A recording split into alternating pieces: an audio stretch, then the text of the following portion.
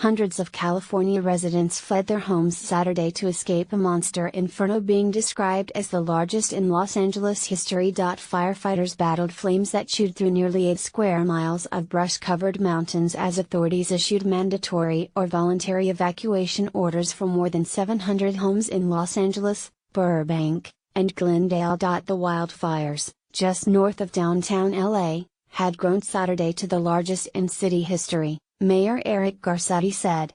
3 structures had burned, at least 2 of them homes, but fire officials were confident they could extinguish the fire unless winds picked up. Garcetti declared an emergency and asked the governor to do the same so state and federal assistance would be provided quickly. Wildfires also entered a 2,700-year-old grove of giant sequoia trees near Yosemite National Park and have driven people from their homes in Washington state, Oregon, Montana and other areas struggling with a week-long heat wave that's gripped western states. San Francisco, meanwhile, set a heat record for the day, hitting 94 degrees before noon. By mid-afternoon, it was 101 in the coastal city, hotter than Phoenix. With an all-time high of 106 on Friday, it became just the 3rd time since the 1870s that San Francisco had back-to-back triple-digit days. Temperatures reached 115 south of the city.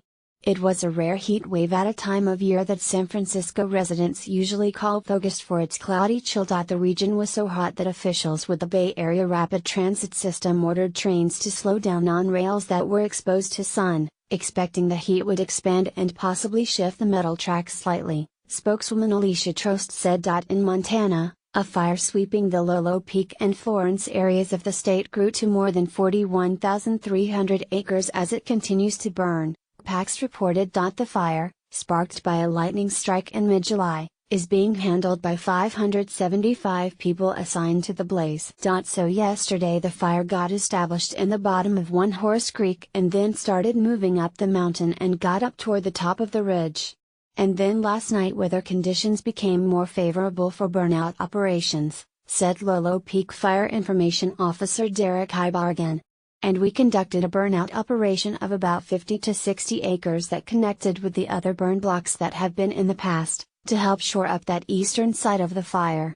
In Oregon, dozens of wildfires were sending up large plumes of smoke, causing disruptions in holiday travel as roads close and shutting down camping areas. The wildfires forced about 140 hikers to shelter in place overnight Saturday on a popular trail about 90 miles east of Portland after they got stuck between 2 blazes. The Oregonian reported a new fire ignited about 4 p.m. Saturday about a mile up the Eagle Creek Trail from the Eagle Creek trailhead. Further up the trail, another fire was burning. Fire spokeswoman Mary Hughes said a crew of about 18 firefighters who had been assigned to the south end of the older fire as lookouts were keeping track of the people in the area and getting them to safe areas. Search and rescue crews plan to help the hikers evacuate Sunday. 3 other hikers in a different areas nearby were rescued by helicopter Saturday evening. In the Pacific Northwest, high temperatures and a lack of rain this summer have dried out vegetation that fed on winter snow and springtime rain. Officials warned of wildfire danger as hot, dry, smoky days were forecast across Oregon and Washington over the holiday weekend. A fire about 80 miles southeast of Seattle has burned more than 23 square miles and led to new evacuation notices Saturday.